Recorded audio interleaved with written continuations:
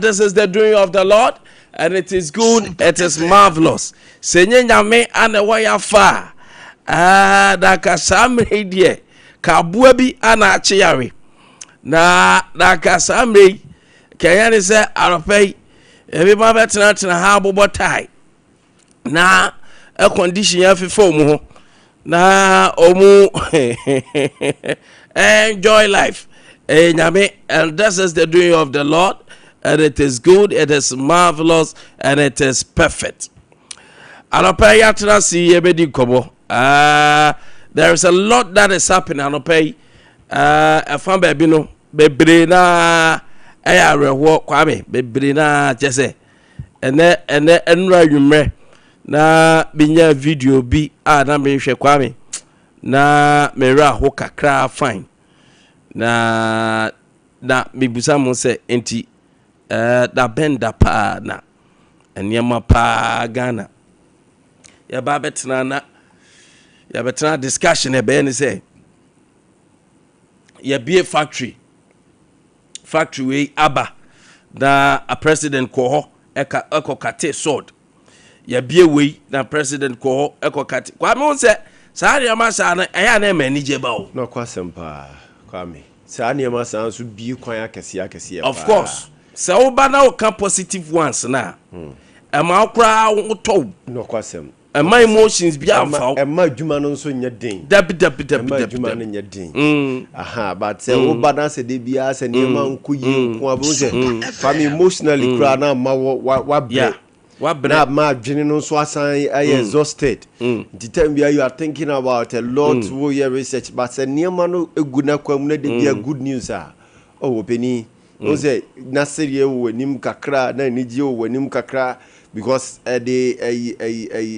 is kakra babra bonumu ni asitire no mu yes ehun hia pa tinka ade be tinka be tena si ya say ye tomato factory and I say ye Ghana ya produce tomato be dey we say we say e kwa kopie wo ye factory no mu we sense we dey call amanone na sika e dey breye ndie a create jobs dudu say a create other avenues ahodo say ene dey am man no na enkonko yes say workforce ni nyine kwa kugina ban adwuma so Kwame nanka private sector de omo ho jim na ekosa we say na abrabo ne asetena no ne mu ahehia na ensemo adwombo adu kan abra bi etwa mu no ye be so ankofo momu afiri aburuchire aba be ye adwuma wo Ghana hanom no nanka manfo ba no mu ba be ye adwuma kefe kebe ebe ye ho akese pa but here we have all the resources but still nneoma nko se de wo se wa me waka nneoma mienu abom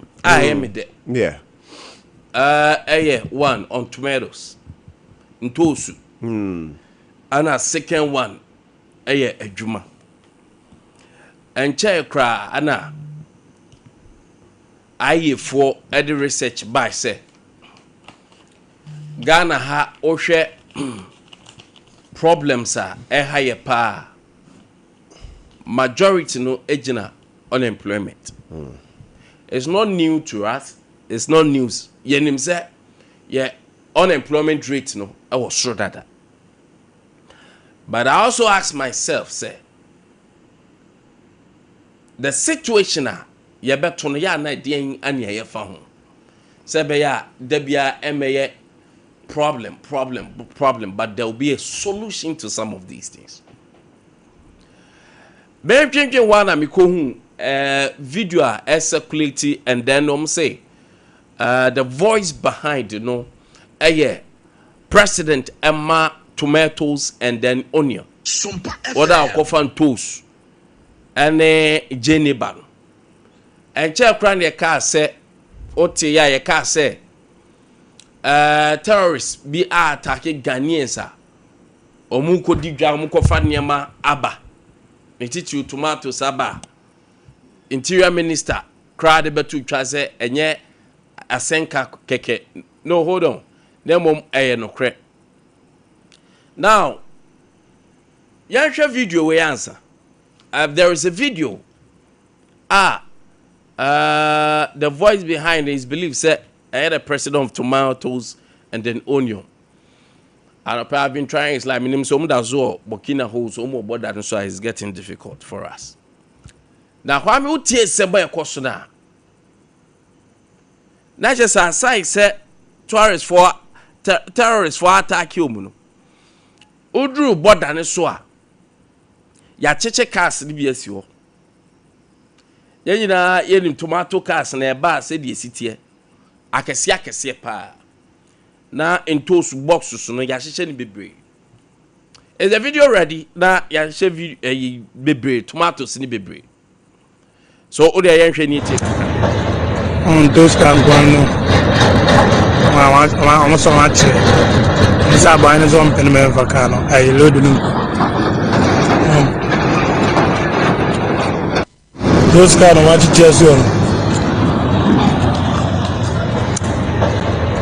Those can go no. I so much. Those can go no. Enti Kwame Ade san anwumra no mo draw da mo se o mache entos cars ni nyina asio Only my chronicle o mache entos cars ni asio I was asking myself betena se dwen ho na me se eni ebe yesa encheye at 2024 thereabout this is 2024 thereabout Anna the president for Burkina Faso, Captain Ibrahim Traoré. Eye na adwen say Oba cry a friend or my friend of Burkina. But before say me ba no, o hwe sa video we a na utie ensamo mu kana. Na je say Kwame baby aya chi omu no. Eye kuro bi a friend no Kubiri. Na Kubiri no ya fa ne say Oba Ashanti regional ya kase bia Obuase Sompa FM na Kubiri no our province a se be kase Ashanti region ha ya fra province no Kadiogo ho no from that province to Ouagadougou which is the capital of Burkina Faso. It's about 30 to 35 kilometers. And San Wadru, the capital, which is Ouagadougou. Na Kodiri Hono, bia omduan tosu pa. Et Kwame etese Oba Ghana kaneno yana manfo ka akumadan but wenchi time Kwame Nkrumah elbaye no. And then 1959, 1960, 1961. Omukọ rounds ekwo cheke say Krobia asase ede ne didua eyi pa. Enti kwa komenda ni sa areas na haye asichiri. Oba ha aha eyemo.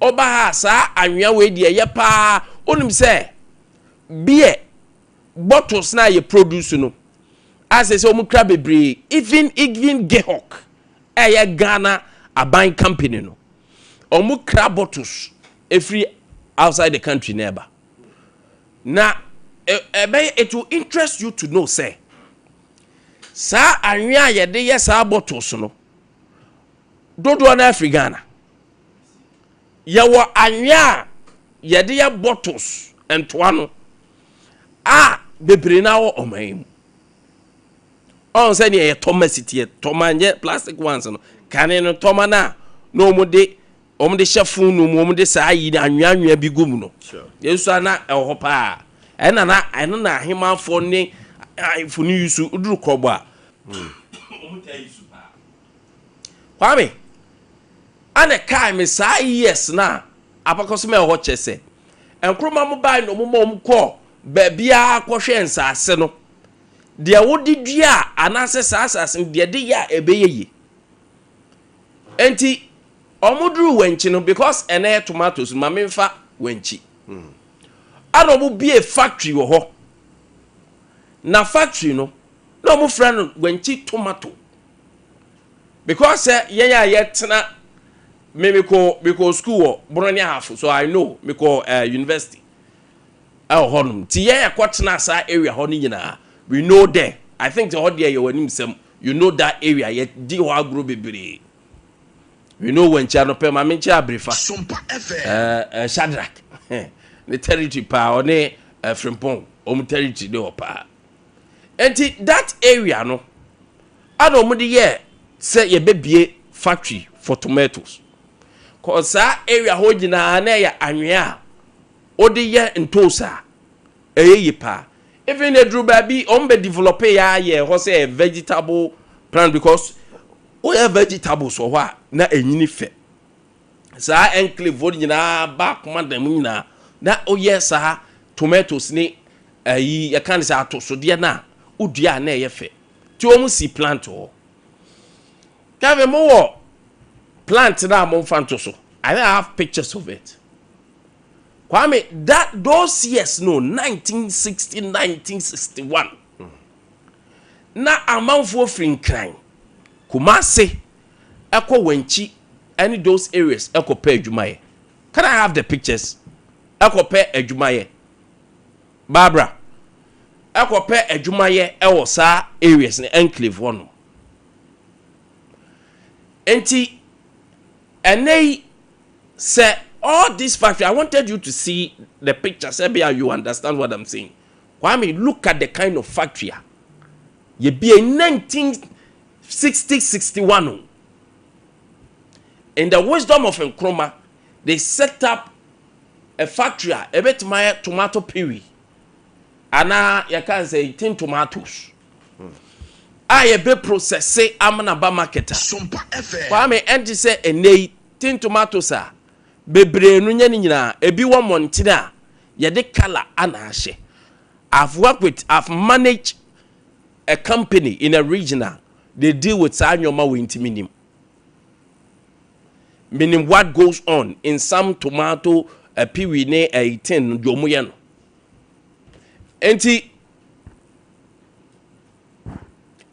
di akwaba ani say sa time no people moving for employment because a lot of people were and bebre enyantete or industrialization, factory settings and the other things.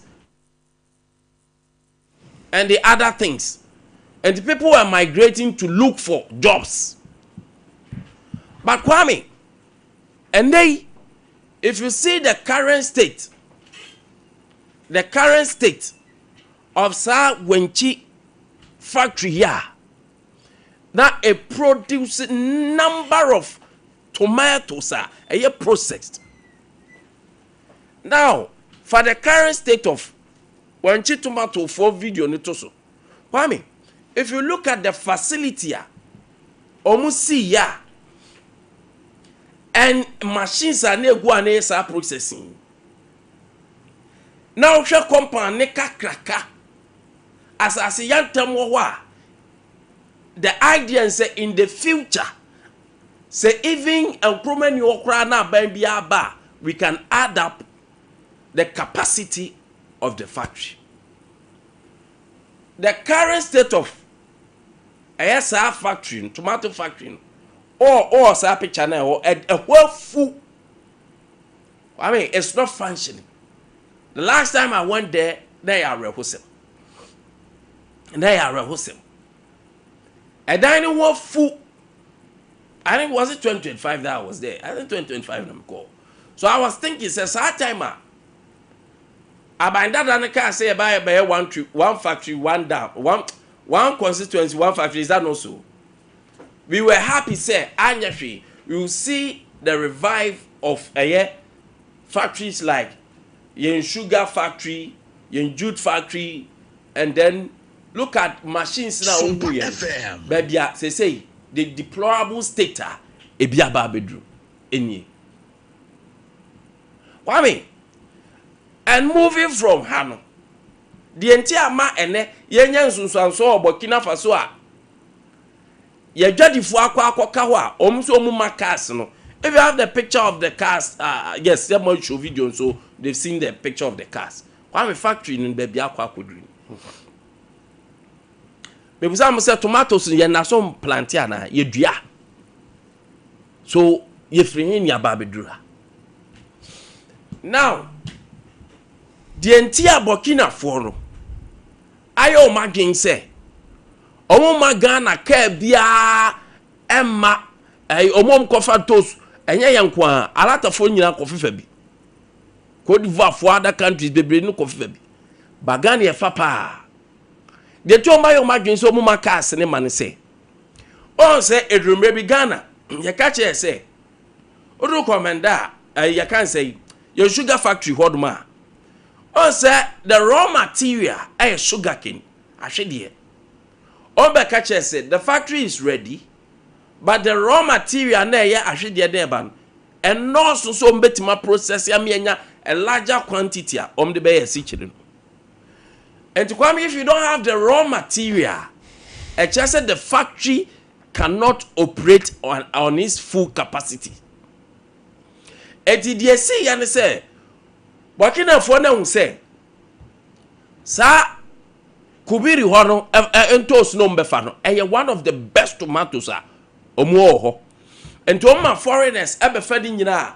Oma cheya, ombenyaska, farmers benyaska, but a bedroom baby no that tomato factory a yes soldier by a was the current president also no head of state also no I a friend Captain Ibrahim Traore Obieno with $12 million. Kwame Nkwantabisa sika sometimes you catch us say dear rare projects mu sika kwa emma how much is $12 million so corruption eba o man mu sika Afifa National Service sika afifa for areas ye nim buffer stock cocoa board that time opunimu time allegations e cause so enei dia cause around dia be mo so ya wokan mo pese obeke. If you look at that money, how much is $12 million? Obi anya democratic nation bona mo say o democracy ni boy more. I will never wish say yebeye ku o man mu anase soja ban da. Sompa FM. Civilian government is the best. Yen na yen hunu so hwe. Kwame. Enti obi abie ni $12 million factory. Na aka so be mu abafa raw materials ni nyina akọ. Na factory na redundant. Enti sadia amoduro nkraye mamumfa emma.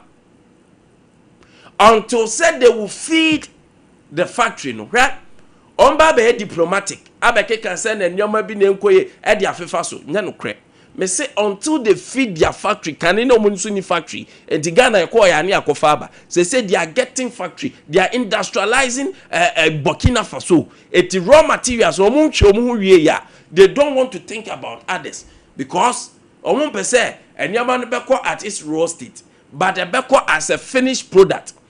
Oh, Burkina for video that fato so in December 2024 so ana Captain Ibrahim Traore e passa factory no ho entoma Kwame na hwe tomato so masha ase ya Burkina Faso. If you know the history of Burkina Faso monkey play by size Burkina Faso Ghana Kwame imagine what but hey so already a Burkina and what is happening in Burkina? Look at their factory. What is happening in Burkina? That Ghana, yanya dia kakre wodi ehunu so hwa. Anope mera ho must him say what is happening to us? Right? Recently one district one factory me fa ko eche no aka se Kwame Nkrumah time. Be free wanchi. Wanchi Bono region. Ma me fa ukọ aya Brekuma on be a tomato factory bi ho me refer the specific area but Brekum kwan so omo nim Brekum sunya Brekum kwans they know ukọ domasa area wa yeah wa be uduro na pagya wani hwe hodum say there was a factory jini no left yes one left the factory is there Kwame Oma be tomato factory saa time omu planting we no I quite remember say na me yire panyin ba ko omu nyina akodua bi omu ye dey omu de feed factory no Kwame kohonne I just want the name of the place now I Google and see tomato factory na here no ho no it was a PPP I think it was for a private man but I find the new realm because of na might be a friend na Kwame Fosubuate one na project consultant I was at tomato factory no yes good okay yes Kwame odru wa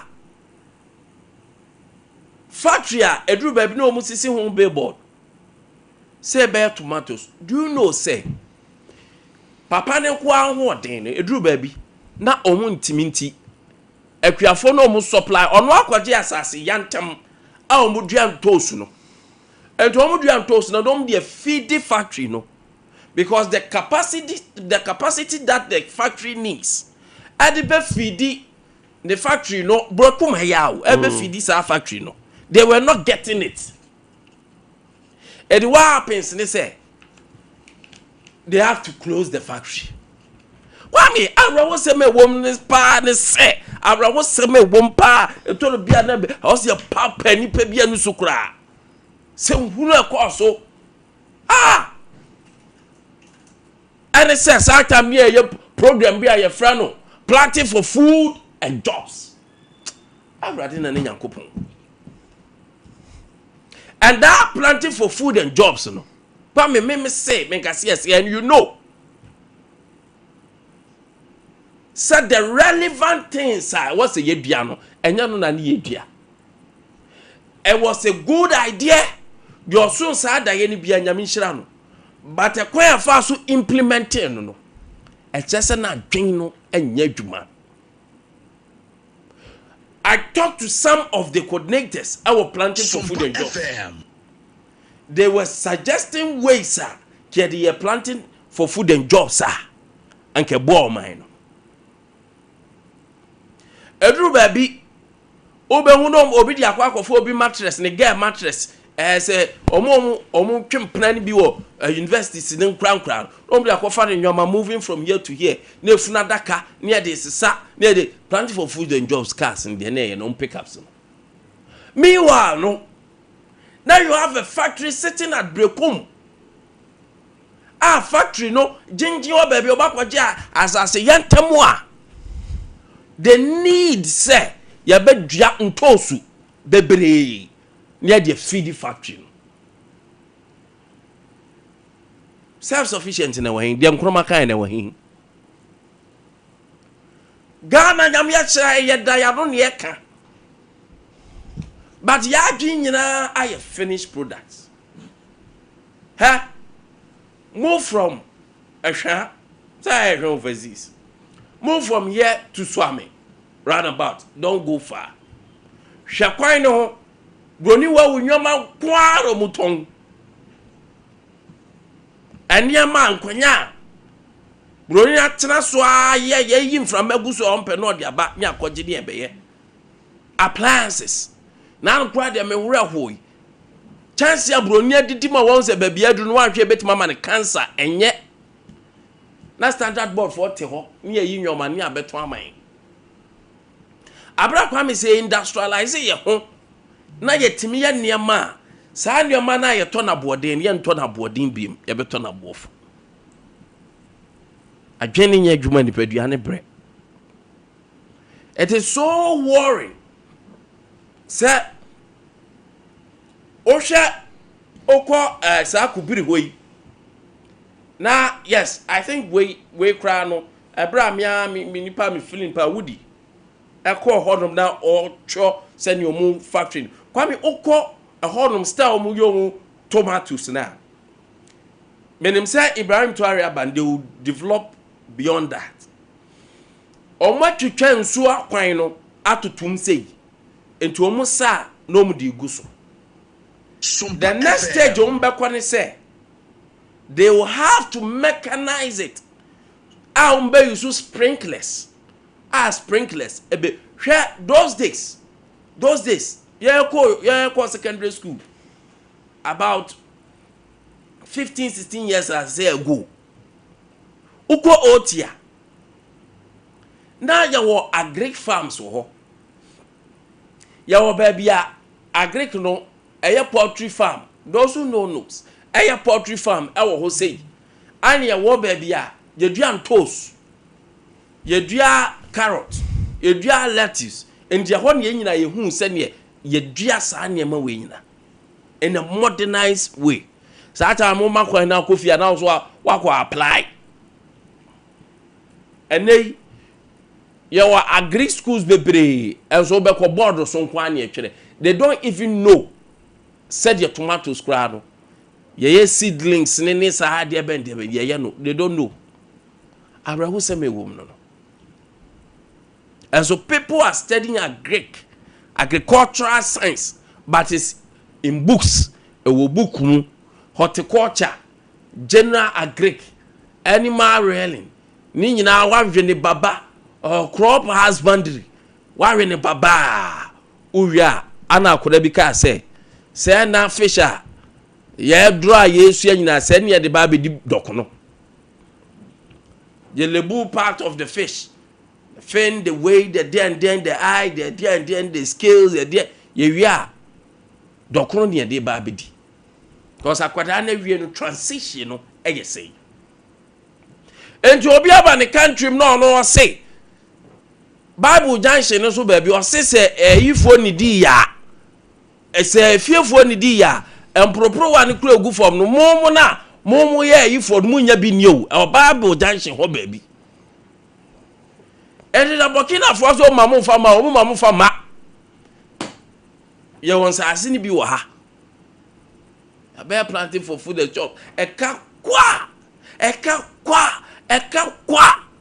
planting for food and jobs eka kwa now who e was so edru baby na omo pickups no agricultural pickups aye na yamfaba extension officers no obi aton allegedly no their money coordinators region by region Kwame and no their campaign amano.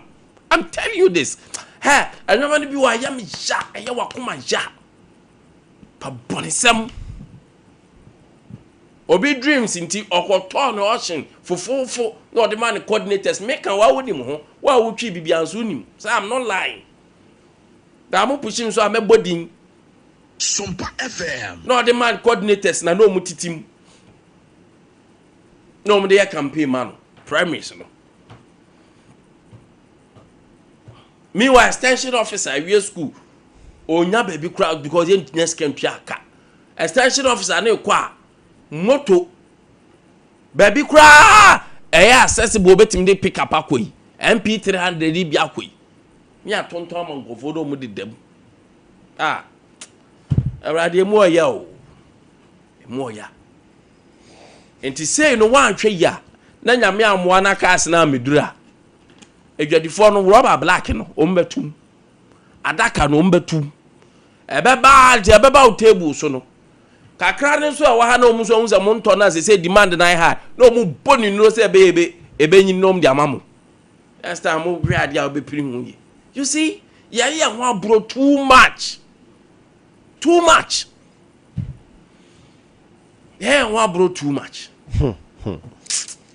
yeah some sometimes no me pese me emotions free because I had my cancer. E say nso onyina anya bi wa mesesa. Kan me kan ne dia. Yeah some right, bemo abam Kwame na Cocoa board for also the crater bia but do you have the letter more or press release na mo fa to so. Na no pe me mo boss na Kwame nwem. For our WhatsApp message in the 050 9438 500 0509 438 500.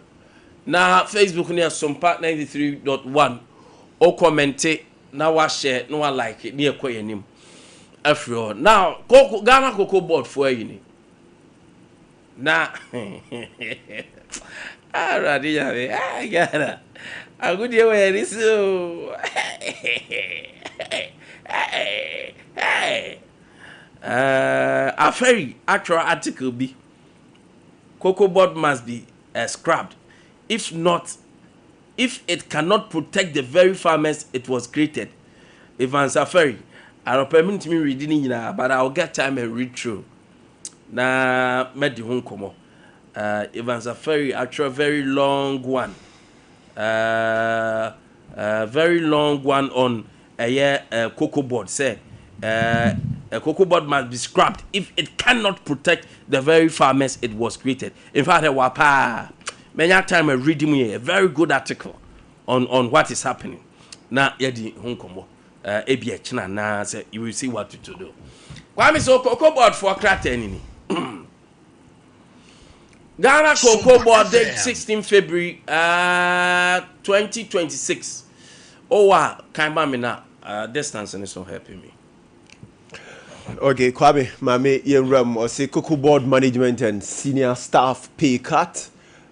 We a press release on the 16th of February and Ajopa ku and I secretary Ade him was the executive management and the senior staff of Cocoa Board have effective Monday February 16th 2026 reduced their salaries for the remainder of the 2025-2026 crop year in recognition of the current liquidity challenges in the cocoa industry.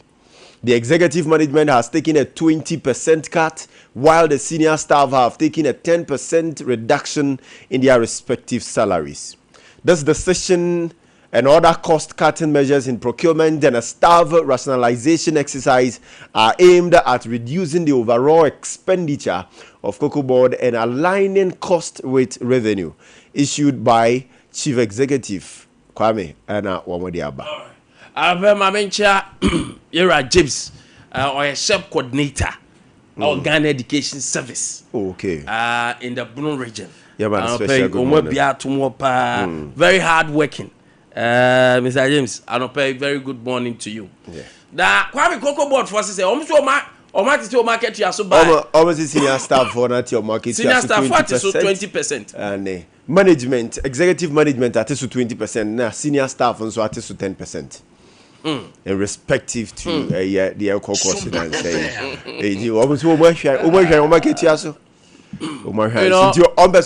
they are in you with yeah Kwame but omu pa car no mkoto omu fan konko jiska from na I remember me also omu yard cars no mkoto a luxurious cars yem fan ko afu sa Land Cruisers no mo nyina mo ntena pick up MP300 ne ho den mo fan ko eno ba me mo na ji se onna musa mo nkoto to no na mo fan go nkura se nkura se na onna muyo na mo nto moto mo na muyo mo nto moto mo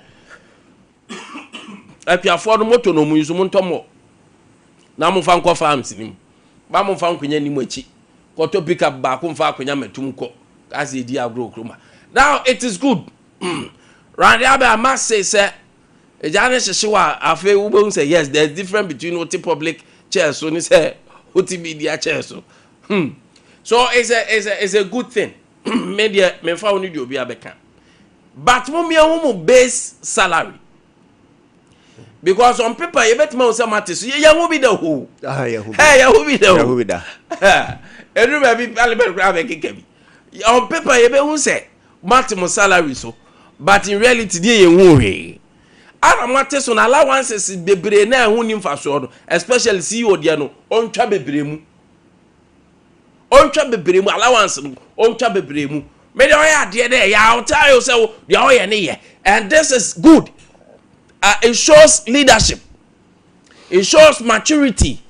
And the Randy Abbey, I had a piano, me nyame friends me chastise, but when you why are there? And so some be a base salary. Na you the amount of percentage, you know. My idea, at least, what should say more timama equia for na mutiasem Ghana for ka. Mutiasem allowances be and faso ni so na no so bontwam. Allowances no etobia keka bom kura so chemu pay and you know and also so and no more any day we dey me bon sem mamo round ya be me bon sem mamo senior staff my idea say mate so na mom allowances no me ma mbese nyole no nyole na ho ne nyole na de no nyole no entertainment dey do suit allowance nyole no abrate we drop allowance we including allowance in that. Nyole de kwa ya mo ya na mama wardrobe allowance wardrobe allowance is nyole na ho ne we die kwa ya de se mo man to so kura mo ba be ka che mo ante anyam betua mo ka but minim sa mo beye na mo ma nyole na wo ho no eno so what happens and then the yenye mu kakra because minim sa allowances and the amount to live luxurious life e be man ho hinha but that season and condition ye wom mo nyina mo attest to the fact say we are not in good times and am ebo gogo board mpanfo we are not in good times. So if you are not in good times, sir, let us do the right thing. Why are you pay my member? Obeni mame nasi na menchiao na fi menchia ya T4 ahwefo ya no pay omoni e dijuma. Ya do ma se ya de chibia omuchusu Sompa TV Sompa FM na omunim se ene pano ne nsempa no ye beka na se de sitie ya de achirobo ya do ma se pa. Na Kwame Anopayi what touch on a nearma bebre so one that has to do with your factories ahodwa and ya abandon na ya baby dru baby ya dri na Kwame wo keka ho asem na na de be see metrimone say udru your second cycle institutions na Kwame wutumi ko pimo secondary school we na ya say your secondary school ya agric no akopie mo hanom ne yesi secondary school a year vocational no akopie mo ha ne yesi secondary school a year technical ne yesi we secondary school a year science ne nasefo Kwame me jemidi ye pa se ebra so se sabri sa time yi secondary schools ahodo no ehwo na wose ye de omo hyase if indeed we want to move into industrialization, if indeed agribusiness, if indeed we really want to produce something in this country, I was say a chassis the free safo yi eso. So you say everything kwadano I shall say into me and for mum fanti bi mo ye gidigidi akwame wie a primary no ko JHS no ba SHS a honum I was specification eba courses a ombetu so ehun specification eba de omo pese wo mo ye dache ehun na sa time no ya hyase na ye de ntete actually no Kwame wanyanya a bit knowledge about biaya o pese wo de ne life no ye den ekokopiem nti tertiary hodom no na ye finish akoda no na ye wiwi akoda na dwen na manasipi asita na nkonko base Kwame obekọ akoye agric awie wo tertiary a e wo so opie firi hodom odi ba be ye adwuma no ye behunu no akoda ne cashier e wo bank Kwame ye behunu no na okwakoye adwuma foforo wato ntete na okoje di free school mu no wato baby wato atwene omfa ni dwuma biem. I think President John Dramani Mahama, this is the time. And I know the legacy you want to leave. Wabra wa free akonyaso no. Enti saniema yibino fashishemu. Saniema yibino mawani enko. Saniema yibino maninya wani swedi hu na wode beka nia wo dada eho. Sebe ya wo chena bi. Enko basa enko da ne be wie school no. Na te se dia teacher for ne. Womo esu for staff ID. Womo esu for delay of salaries na nasefo. Na no ye beba ho asamachiri. Was a rough tactics bi na ban use ya hu ni nyina 2023 dey for am 2024 dey mo delay ansa na mo dey omo staff IDs eba mo delay ya kura ansa na omo salaries eba omo staff IDs hamba 2023 mo antua omo ka ye ba be ka ho asam achiri. But then ya chopper eyesre ene yesre aban enne empanyifo ne akandifo mudi anim enne headmasters ahodo nso amu schools ahodo no let us see you doing something. Yes, sikeni ni ho but samusimu ye technical school headmasters ahodo munyai say afei musu se munkonya essay ewo secondary school munyai say musu say mudan essay ewo secondary school Munya say musu say eniema nketinketi bia enka technical school sa time no mubetumi asase aye no mojayo mobeka se sika ni ho but enye den a kakra bi wo ho a mo raise wo school mo ho enti kakra na mo raise no se mo hyase se mo de mo nsan ye biribi a mo twe aban adwin si so se wei ena yen kakra ya ye ye school for no ankasa ya tumi ama mo aye enu nti ye pebiribi de afiri aban ho na aban waboa ye na atumi ya Kwame. It will be a good caller ebeto aban asum no hu se wo mo kra hyase ye biribi e de ama mo ho a it means se me call mo ho mo a wo metumi aboa na fe niam ahodo mo so mo ye no wo matumi ya ama na gina ne nan so. It is time Kwame we used to say our word is self-sufficient. And what say ye nya sa future of self-sufficient tomorrow no. Say better ye trimo say ye hyase produce niam wo chene bi ebema ye ho ahenhan ye. Na nkoba so wo chene asem ba ku mienu bi sorry pe. Na kwa akodane aho kire wo ye nso. Now we have to rely on our neighboring countries or these foreign partners say wo mo na beba ye ho moa. Say basa na Kwame aho kire na ne ye koso editu ye ho so. Na sa tomato factory ya waka ye ni factories ahodo a ya abandon no wo man mu ha Kwame. It is all because of that political will in niho. It is all because of economic mismanagement ya ados wo ye man mu ha. It is all because of operational failures ya ados wo ye man mu ha. It is all because say NPP ba say NDC ba na say company bi anase institution bi wo mo ye niema na ese ya ompese ono ade na no beka because of fees wo kan e beka say NPP mpenso NDC mpenso ntino onka no aka hye no ye dia na essay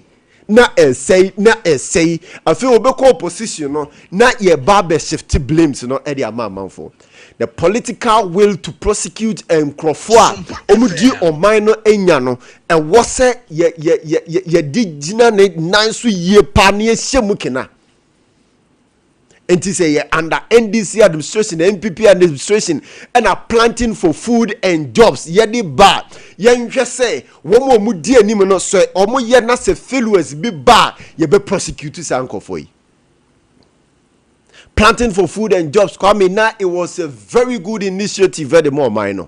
One district, one factory was very good initiative, very more minor. Now, Winim, Nana Rankwa Kufuado, they be a mekase, do planting for food and jobs, one district, one factory. Ya, me to nature the mano. Now, mekase, sani swedi huno, ne ni swedi huno pano, kwasem ni, a bit to me, transform me, change your minor. But enam say, one more work your muhua. Womafu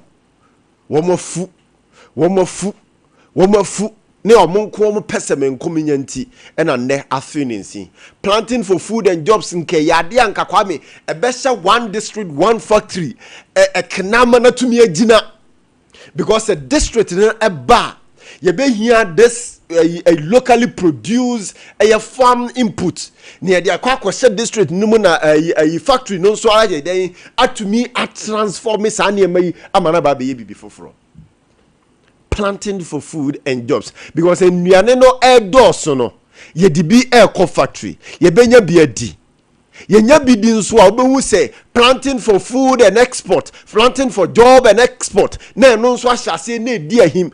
You see, diasoka se pa etosumu adwene wom nyansa wom na dachin su wom but ya collapse no ya say no ya mani nyina tete apansam enti na planting for food and jobs ye hu no one district one factory ye hu no but because of politics nti ene ye nya binu mom ko gina ena Nana do dan kwa Kufuado mpenso or the way or the buy ne kosi sen or the buy na ne esomfa so wo hefa mo na mo di na bro na mo amana ntumi amam yi mo na mo di na bro mo na mo di sa policy ya bro ena ne antumi amam antumi anyina. Because the vision of Nana Dankwa Kufuado when it comes to this agric sector, or this animal, it was so perfect, it was so bright, it was so brilliant. Say, and kaya dachi ekuafo nkomunsu komomre, but ene yewe misplace of priorities. Na minim. So one district, one factory, ne planting for food and jobs and so urbano. So technical people. etna se emo mo dwen thoroughly e de fasa project ni policies yi ho ehunu se kwan we ni e de faso ebeboa kwan we ni e de faso ebeboa ye de wura ha na ebeboa na se na sitie but enam se ya nya saafo nti enu ti na obeti Burkina Faso nchen hodom na ye de fertilizer ne enema hodo ne ye de fafa nchen ho ne ye de ko nia awose ye de ye oman yi no baakofo ese makwa akofako. You belong to NPP. Project a yedi aba enke no ebetumi aye project a wo betumi ede abɔ ho asafo hene no aka se yedi aba ma na gina me so aba mfaso te se free SHS mo di project na bro. I think it is time I was say ye the policies ahodo oba ye the measures ahodo so gu kwan mu na ye fe ye sanso di asotwe ahodo so tato wo mo mbe di project na bro mbe di no bone no yemfo mo fa amra kwan so wo say na no make say ya jai enkofo a wo mu di o man na bro no too much amo wa for mo ho adinti no de bia ye hu say da so ekoso de bia obi hu so okoya ye me party nti me party di o mo nya me hwinti no ye be ja me na okọ. It is because nso say intra regime accountability enye adwuma wo man mu ha. It is only post-regime accountability nkwa ene ye adwuma nti ena sane mai ekos wo memu ha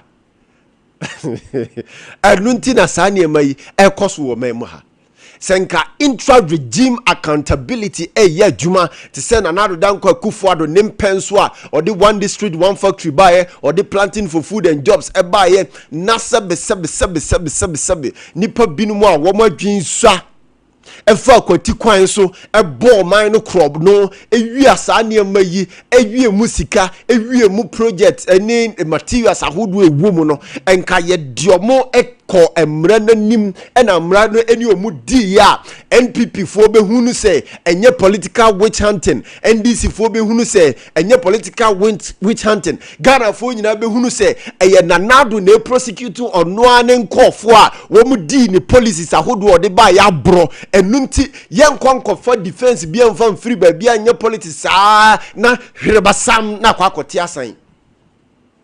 But it is because the intra-regime accountability enye jumanti enunti ni yaduru ba bia yaduri. And to be say NDC abai so yes we prosecute a man for you have NDC MPP characters on beba bonte e ba be support. Miwa adena nipa no so ye na eye bone de sika na nipa no di yaro wo wanyam taku wanyam simpoa but what you are thinking of ne say or the bedenti NPP color or the bedenti NPP womo future vision so mbeba ban mu ntino you are going to protest and protect that individual. And I hear they say or mine on yet your mine musa. And the ball mine on here say and that is or mine stand still. And the general and ne and to sukrana you produce or hanoma you bet me and the tomatoes kama because say ya assassin you rich intino yen toast no a kama until ye turning into can a yini yusua a beboy no yempe no ye kwakofa emrofo dia a toda ne standard no eni soro ya enne a doctor for yen say canned foods ahodo no e won sunsuanso bebre e wo yen so eno ne ye pe wo mamu ha ne edi ne yare enne yade ahodo pie do so wo ye mamu ha no Kwame, it is not because of the anything but it is because of the different bontin ba no e bi wo ho a new standard no but standard authority ni food and drugs authority so wo mu nyo madwuma yie kakra ye beji ase ye bottom nti ni age na product na ba begu ye memu anka Kwame ye di ade ba na ye sit 1 year pe na expire no otumi atena se aye nhwe han no amakwan na ba o memu ha na ba begum nti se sia na afe na so na expire no obi akwa akoto no adi na fa ni yam no obi akwa akoto no adi food poison no obi akwa akoto no adi na edi yade fufuro bi bre no ochina. Most of the institutions say what ye memu ha Kwame omu nyo madwuma yi and it is because aban nankasa nye na dwuma yi ntino amasa afo yi nso hu ne say oh masa bibia nsi hwinsi ti ono so fa ho no aye na de. We should begin to think about the tomorrow we are building. So if you say ne you are here tomorrow you are gone to would your home fa ochina ho a koso na ye de oye no but se wo fi se wo ye kristoni wo ye nkramoni na wo suro nyame na wo suro ala dwene ochena dwene wo yonko so eho dwene oman no eho hunu se oman no daache ekuta wo na ne yama odibre no wo na oman no daache ekuta wo ene oman no so ewo gidie wo mu se wo betumi aye no nti na through the president ni mpedifo ahodo ye de ama wo se bra beye na se wuntumi nya ade nti na wo oje ade nti na wo ba bedi abro ade nti na wo ba bedi ebone ade nti ena wo ba beto yade de ama oman no. I think it is time mpedifo you should be thinking. You should be thinking. Men can't say you are not thinking, but you should be thinking. There are context. You should be thinking. Because say a yes ana ebe boy nyina.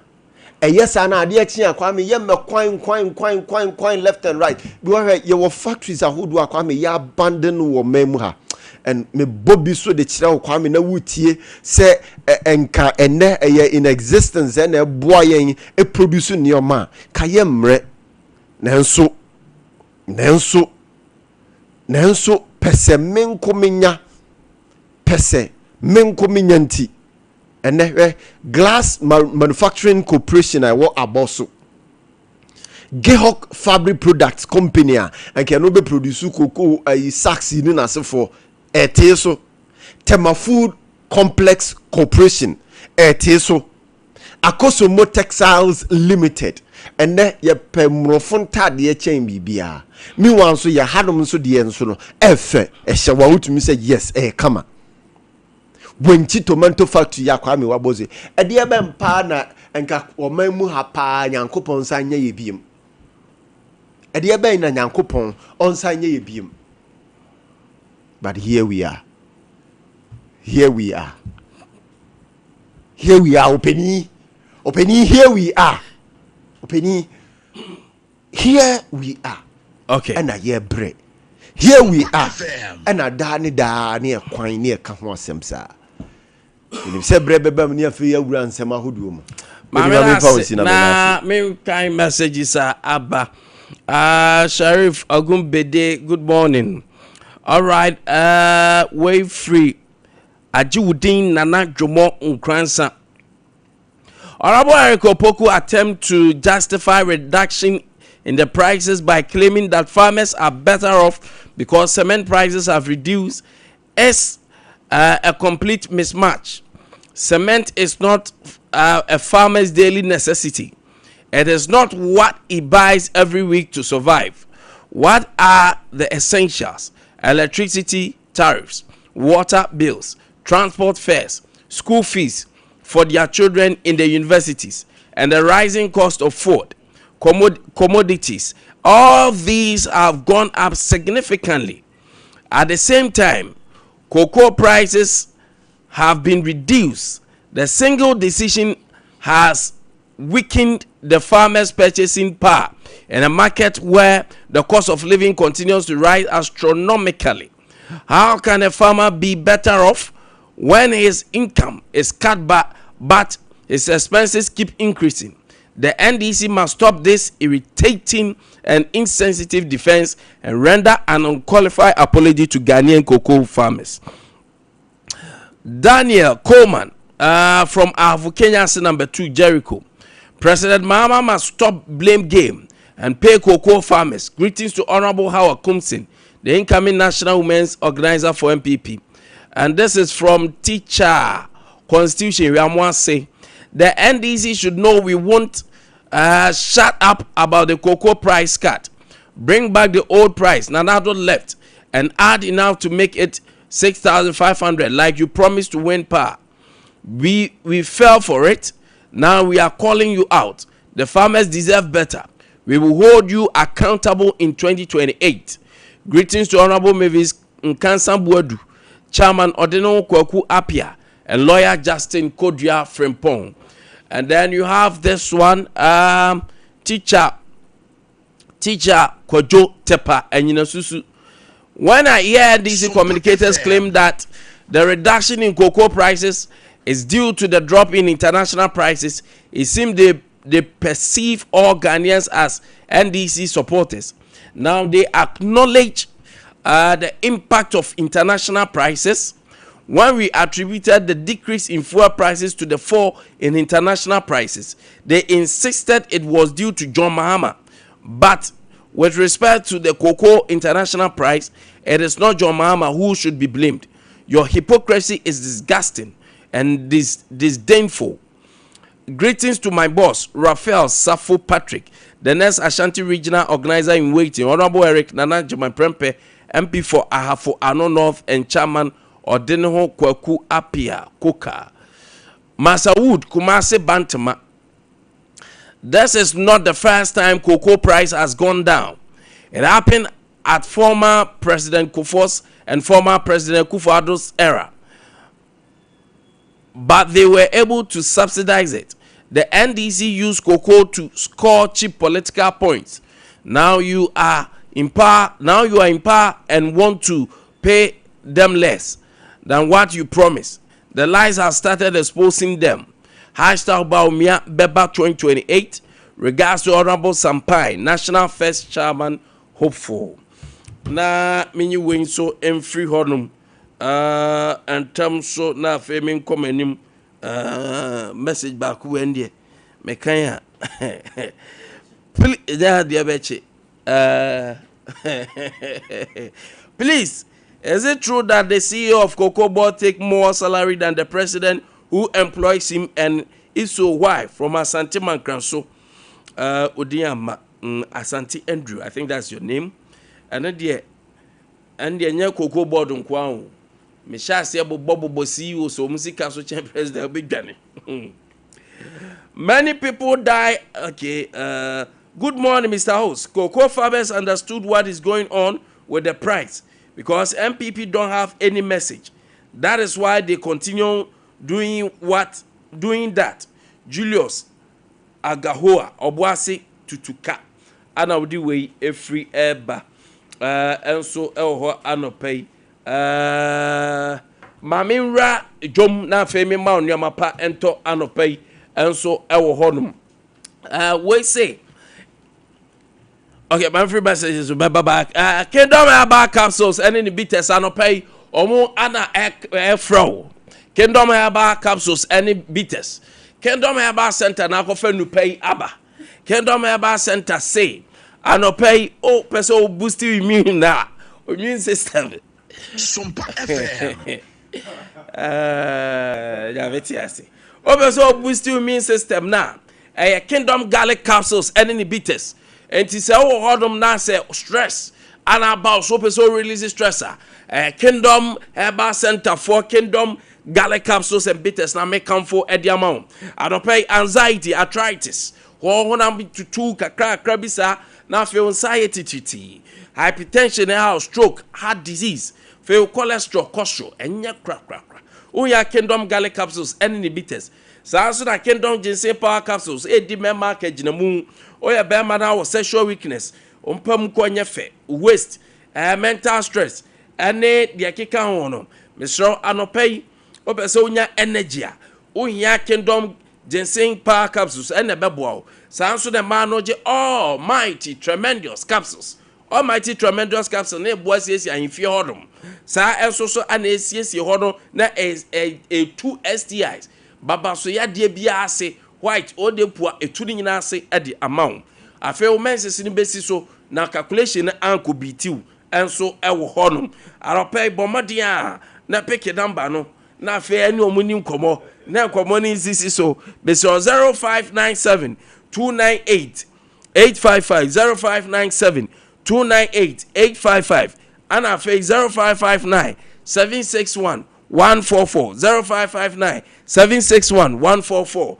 Na anopay me kan for am say okwa Kingdom Herbal Center nu pay nyina obenya bi ye wo Keshi drug lane no any pharmacy shop bia ye papa bia obenya bi ato enso ewo ho se obefra wo dia na che o se o man yoma esisi suye ma me nya abotre obefre if you say ye kosua de ye ko school ewa amono ne nyina ye express group na no pay me comfort e the amount express group say person oko Canada oko USA oko UK oko Australia oko New Zealand oko Germany abroche krobe na person oko so express group na make am for Eddie amount.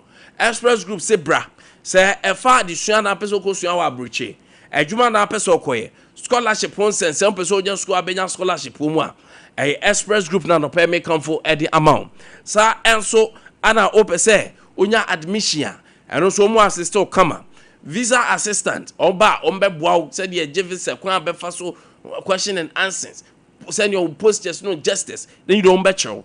Take it in and so open take it and boa form na boa mo anya flight papa omo na boa o tour holiday express group ana no pay make come for e amount international exams no mo ye sat omo ye GRE omo ye GMAT omo ye TOEFL kuma say omo asa for runabout hoda be woman kan form go Carnation First Light sanso na tema fonko community 18 Lashibi Golf Filling Station omo ne Lashibi funeral home ne ben so Isle Gonfon called Trinity Theological Seminar. Then on a bank, so takrade and call market circle. Yane hot Ernesto fast food ana Edian Mche. Sunyane Uncle Silver House building him. Yane called to die home and a bank so.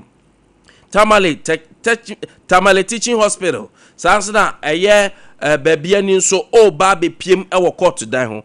For 0249 000 448 0249 000 448 and 05555 0067 5 near me a num 05555 0067 now what picking number now what fro there's a bibia I come picking number no aha ne frɛ na ye mo ne nyoma entimi enko ye enso emfama adopay what to kwaya wie no misraw yade enye Tago heba Mr. and a bebo adopay. Tago heba Mr. and the capsules. Tago form heba Mr. and the capsules. Adopay Mr. Yabotini team ye. A dear had been passed or your Bermana erector function, misfunction. Berman or the boss were more or the shimmering share or the Kenny and co. I don't sound one share. An opera peer crab a programmer. Won't mean because wife big drop. Kwa juma wa ba konbanso still na ayiwu ye de coin me so ya tago ha ba Mr. Den boa and then the capsules be ma say oni atinka oni atinka any wo problem oba so ni atinka me so bobo de anebobo tago ha ba Mr. Den capsules infections ahodo ni nyina ha etu ase gonorrhea syphilis white odepo ya de ben etu ni nyina ase ama ho ato kama all leading pharmaceutical shop and drug stores in Obenya B ato for 0243 228 296 0243 228 296 Tago heba Mr. and in the capsules me won't say Arapai Mame Kanfu St. Andrew Senior High School amount suku ni dia obeko na so suku kura obeko no ene asem schools in the doors but secondary school there form 1 form 2 form 3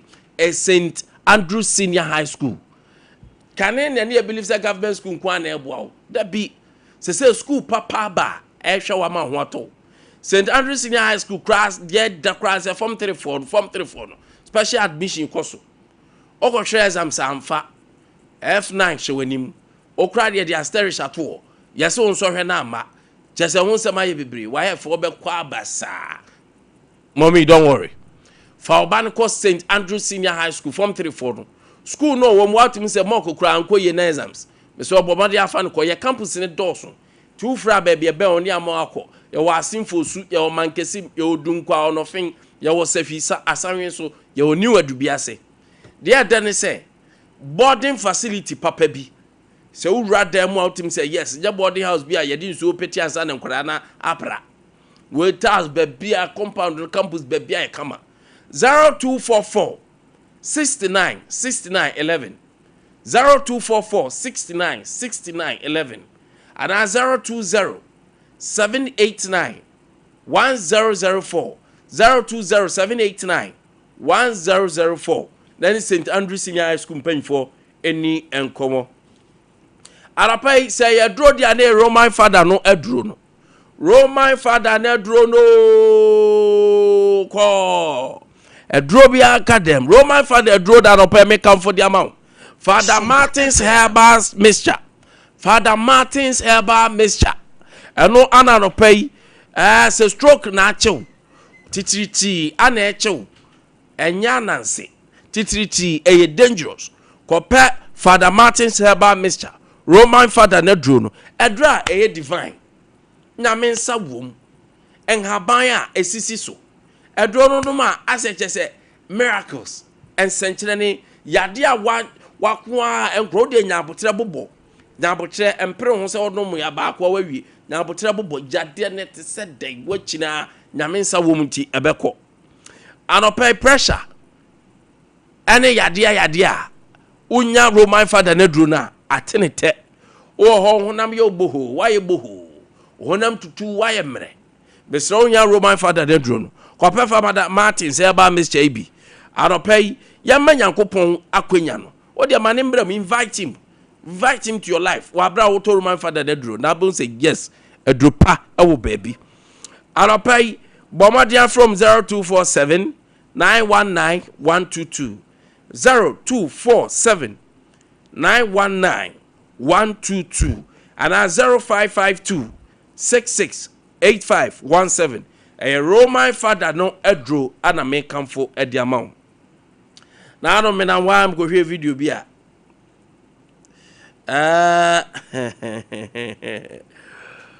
obese siatika nya yare na msian odibem na sese no ade ba ko ya ye hu pa social media doctors no wan hwe wa ko nunum nhaban bi akeka bom ode pen numbers wa ko ngwase ye wo ode ya mo fa social media ya de ba ko bia ne na eduro o kire o wan hwe ye obi akun ato atwen se o to na ti o ya o ti yade etimi symptoms e kire se yade bi betimi ayew ti yade no etimi ba se pressure kra na wo so ebetima ba se tese enwoma bebre enti symptoms ni kire se ede a kire se yade kese bi ba enti so ano Pedro so ano saso na siatikate ebe kire se yade kese bi ba ebetima kun so ano ebetima bubu egu so ano obe so ano dia na 21st clinic no bi o se siatikate yare symptoms uwie so awa kire ho aduro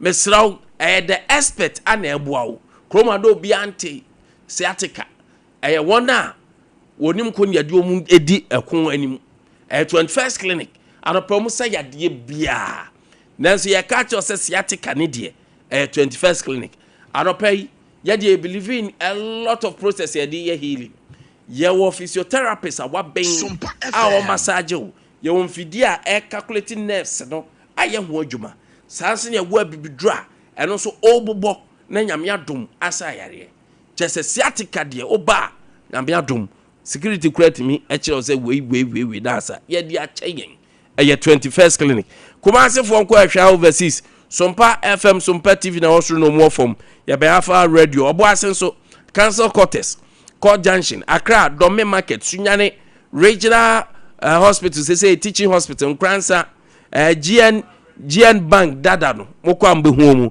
Chachimai Zoba Techima Yejian Bank dan dada no obehu omu oba ye behwe nkransa so branches ne door so fra 0249 311 311 nye ncho ba bia ben 0249 311 311 and 0540 311 311 na no pay ye mo na endema enko kan amount yera ken atna say anope ojema the New Patriotic Party na good morning Sompa show.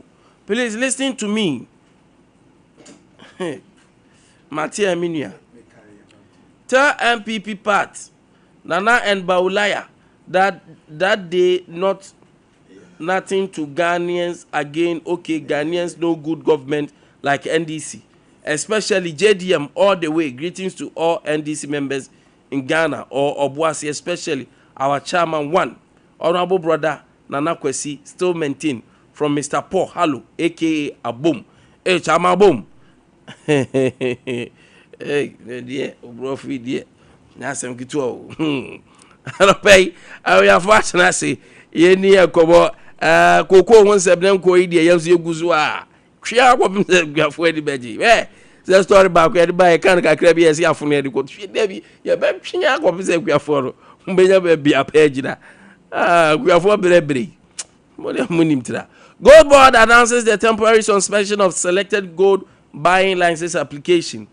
Na mo ka che minka so no ntina ne hodom nye audio ni video say yemmo na ka audio ni video anke be read this statement o ti hodom say twa de o send by o so aye video enti video ni yemmo na o yesi o kasa ni ya ye pese e busa question ti office o ti ayi se menya ya se ma meka no o ti 2x4 kra na say open question se busa. All right. Can pose any bo. So was it license no? You didn't say tier 1 tier 2 must suspended. Ana for now o must suspended tier 1 tier 2. Ana self aggregators o must suspended. Ana o must suspended self bias no. But o ma biam so ama non self aggregators general aggregators no and you ultimi ba. Ana mo apply that and so ultimi beje. And also mo hwe ho adwuma e de amount. But there are specific and relevant questions we want to ask you. Why your audio de banade you say you tibrofo na atwe da say your audio ni. Ya pe wo buza question wo dwane. Da montrantna ho. Montrantna ho condition na mu ni nzemu no. 250 teachers challenge claim their appointment are fake. Ehun hia me papa. Cocoa Board management and senior staff pay cut. Ala pa Bofa Gold Board yan to bebi na yenhwe ko mu ankasa abrante no ho no omu asami jamfi. Eza jo for omu ntimi kan asem go mu kan mu se ayi ba hwa na local fio na agezi ye de ka ye gap. Na wa tie ka ye beka. Ye beka go ye so go for ye. Sisa se na ba ye beka.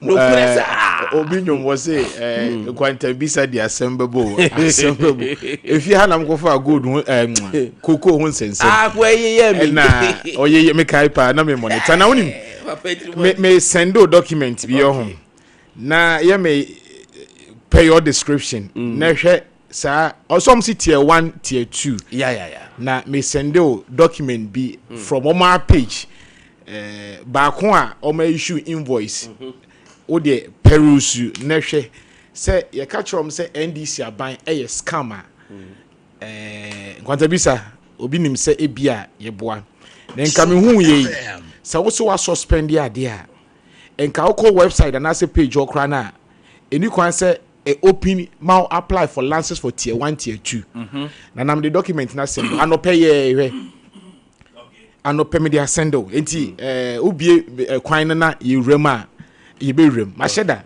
aggregator licenses and now be a license requirement owi ana ko page ni so I was say apply me apply ya anope ya ma mama invoice of 100,000 say if you are ready say you want to be an aggregator tier 1 tier 2 you pay through momo na invoice no you see say adia also was suspended you are still on your page on your website say amount for apply. Is that not a scam?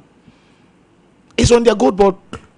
You can let your producers know go to the Gold Board page. No man also was suspended they are not pay out and I'm there send on into her crana obet me din ni me nyina e wo so a invoice a yesitua invoice a yesitua o si tier 1 tier 2 was suspended.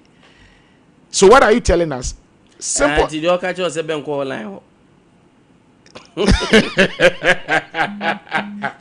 Now you see okoka na yenuanum NDC fo nya kwan yo na de me den say enya kwan nti na de me den say nana Kwame Nkwantabisa be the reality has set in. Also was suspended you. Was suspended nti common IT officer be catch us also suspended that page link no freeze send you be enya access to the page. Oh my yeah, oh quite you no mama say I should go ahead and pay that 100,000. Say my ready say my aggregator for tier 1 tier 2. Also was suspended and so share receipt in so home. Was say invoice now the man. So here I was say due payment no this invoice no on the 18th of April. From now to 18th of April, same day mutual. So you catch us saying this you buy a scammer.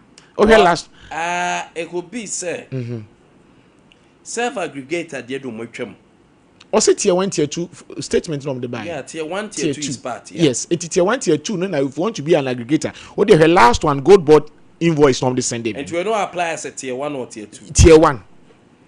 Oh, I see. Tier 1. You can go to the page. You won't say it tells you how scam the NDC government is. Also, I suspend the idea. Common sense. And if you want to be an aggregator for tier 1, tier 2, registration fee is 100,000 Ghana cedi. And the idea was suspended. No, the best thing you are supposed to do is don't give people access. Don't give people access. Say ombetimi kra ko page ho. Na ombetimi ayede. Akokra apply nanka system no kra issue invoice e dia mo copy say enka ombetimi kra. Enti granted na obi a wonim say adwumadie na obeye say. Na so you've seen through the document. It tells you NDC a big scam. A big scam. Because I don't know also. I don't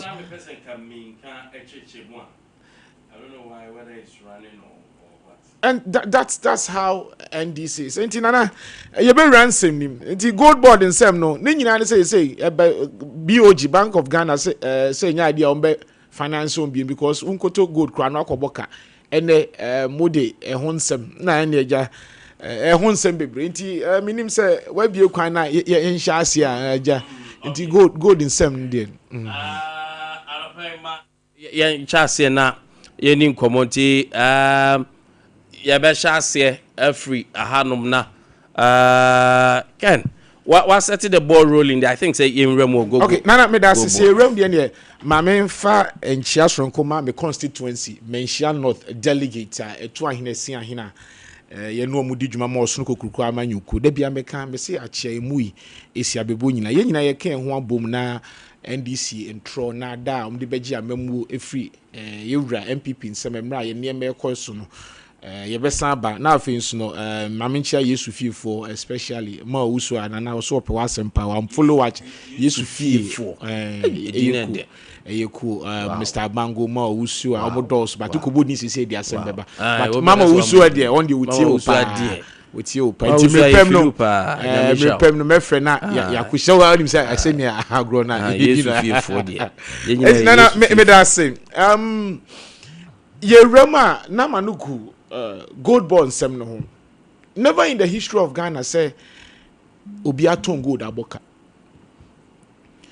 NDC can sem bebre ema yura same jamfi ekogina river brim ho eye ho nsisi ntoto ye gold ene ko wie say na asi obi ahu say gold bond nom the buying is just to enrich nipakubi enka wuntimi ma obi nye so aggregator and go Bower Rock. Meanwhile, Bower Rock are what they so aggregator and as at that time, no mom omo dia brand no.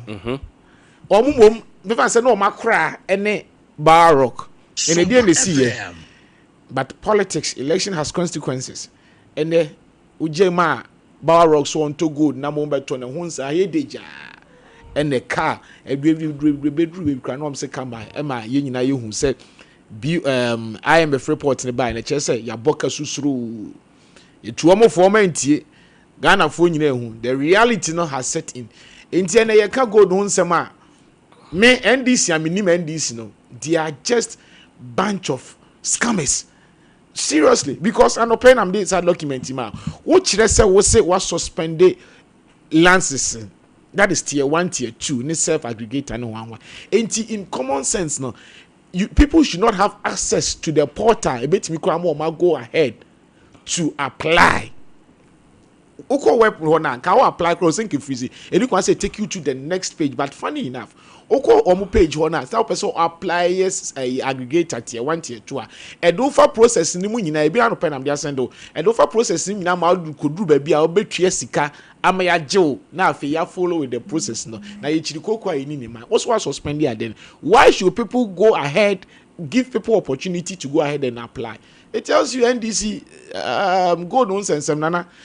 But yeah, I'm in person beka. Gold for nyina hu. Oba na that time gold na a ton one blade and one pound na 13,200. What is so by 8,000 and then no sense and them say baby arrange na dru.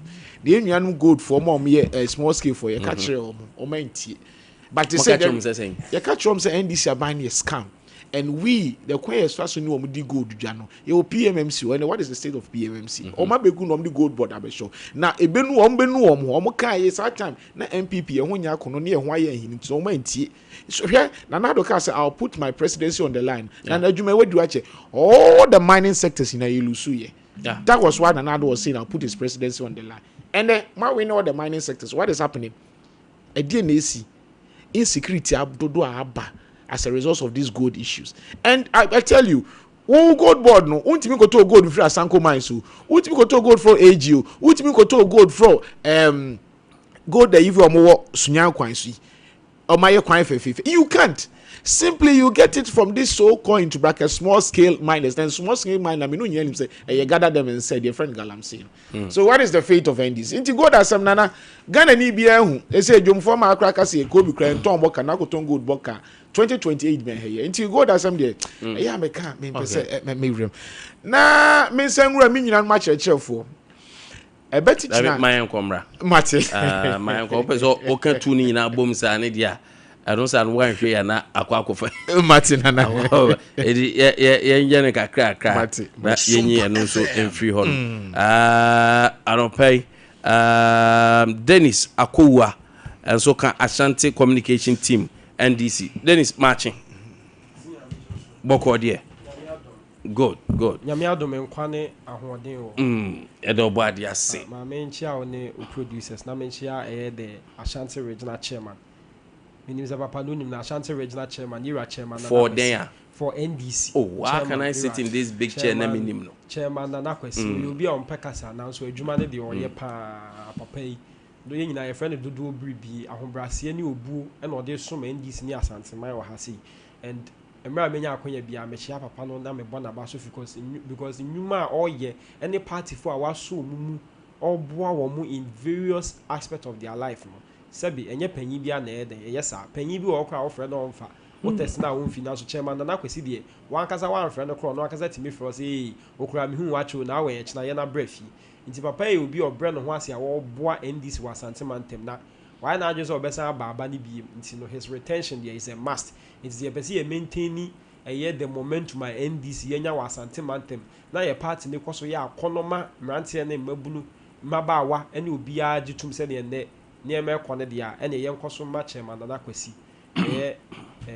Chairman will be a boy, a man in Twasso. Now, all right. So, Yanko Gold Board for release on Modiaba on a year tier 1, tier 2, temporary suspension of airlines. Okay, my main that was Sompa FM. Now, Gold Board by Edenema Papa Baby na Abregana, and Obia no bit me disputed this fact. What you see? Ofa even yenu MPP form pending 40 say or say mensa buns any other people are omo enim amamu nsem omo ye no kwafo omo nyina bo yera dwoma ama aban no so say omo abana ba so say oba no Gold Board eden sunso so papa bebiri na eden abre Ghana and obi anim say na nemasi ko ofa the last time I read you omo total skadodo omo timi generate ma Ghana billions of dollars ni nyina so kra ka ho na ama ye dollar no sidi netimi anya ahoden so nko ayeden abona e ka ho na fuel prices ayede aba from e ka ho na esichiribu aba from e ka ho na impo cars na anu ya yesi aba beti so 15%. So nobody can discount a Gold Board near my papa e di abre Ghana. But that not be said no when him say a new they say institutional asset so those say it is under PMMC and you say PMMC so the o my adwuma fiti the year for time I be seen but there was here when they say be maybe institution no who is obetimi the bibi so nku bia ya aka ho na ama na akona nima enya ade money see about 2 PMMC near baba than near the Gold Board and we add new reforms ebetimi ama na regional brand because pre-MMC the previous years I'm not sure so mutimi nya about $6 billion just in some months but Gold Board by the last time na year do about $10 billion. What you say? It is a share so but it will be unfair to stay safe from timer. Yeah. PMC buy so time change it to Gold Board. $6 billion. I never said so. I'm not talking of the year, the range, no, but this particular year. Just in a particular year, we share Sikadodo itimi nyai, we share okay Gold Board and cut musike itimi nyai from data. it is unprecedented, and you agree with me. What you say? In the other make us say, oh, ye new reforms be a we be no e institution na nipa mpo no wasetrem da bia wo de totoye foforo ba na se de ne ma papa ba ebrewa ne bone ne kakra e de wo ho ba se papa ne bro bone ne so a that means say oh ye ade bi eden eyi enti ye nua no na o ka se na ye gu PMMC ngui. How did we collapse PMMC? Ye collapse no reforms na aba na aboa ma institution na ye vibrant a e de ne ma bebiri papa ye de ebre Ghana na Azema that no so ayekwe. Me when him said the last time that me Sompa FM. One of the issues are now you can want some traceability. Say good in the crowd no. If you hin there bias now you talk good board more muska more to good no. If you more to free illegal miners so what you say. When to me and tracy cry and also no crowd no the Kwame say just so to good now. I thought that create me my born here the basho because their countries are omunye the omunjin too. Sa issue we are discuss. Ni na be boa ama you bet me aboa with the traceability system. What you say? Sir, or say suspension na ya dey ma tier 2 tier 1 tier 2 we no. Na omo apply that than dey. You go so show mon krata because what say obua we can apply and say na be a krata we be dey. E ba bonting. Ti no there is nothing wrong say you because why that should me we deserve here then the license be dey. E man no but the other people now new people omo apply no say portal be me akasa the personally me bibi as I say ebia will be a portal ni ma that so ye adwuma me nka say obo so but me I don't know but that one it is best for good board for you to respond because I'm not sure say omo the cat about is almost stop you obia from doing it na omo say BM with what intent because what I qualify na akwa apply and for all you know maybe other people can apply and they but no say we apply no say e be approve am what you say ebia we betimi apply omo suspend but we apply kwa na omo like unya ho information be anase unya ho bibia what you say so let's commend Yera Samijenfi and the NDC government for what they are doing. The last time we was a good board as a partner with a Gold Coast refinery one of the biggest refineries in Africa yeba added value to a good na chese and also babe be nyuma ama mrantia na mabawa bibiri ayeden enye bia ye nti NDC bye no you be see a movie Ghana away from the Gadgetsburg economy to economy a ade bia ebenya bia no we will add value to it and the Kwame Nkwantabisa so be den e be ba mfa so pa ma na o ma na fa no tuma pe friend no gold board de timemu fo nyina nim eso so aso papa e de Ghana what you say nti ye mo Yera Samijenfi abaso na ye hu pize his decisions are all taking with regards to winning na then if so probably Ghana na or my net me afa into my pay from us. All right, your chrome one here say teacher recruitment course na ehyaase no ehyaase din then kwada no because ye gigi o ye start money from them and all that ya tena wa ye hwehan afa de bedu abonten ye say teacher for no price say mu appointment letter no mu ebiem a MBA and it is believed that about 250 teachers need there omudia no fake Dennis it looks like education from Enkwada Duane eba sola omubiem for investigation dining a course menstrual pad a course can say education hono and yemasi ni atena wa ye nhwehan na ba bonti amfe ni say ye mu hwehwem. Are we for education as a government? Are you guys for education?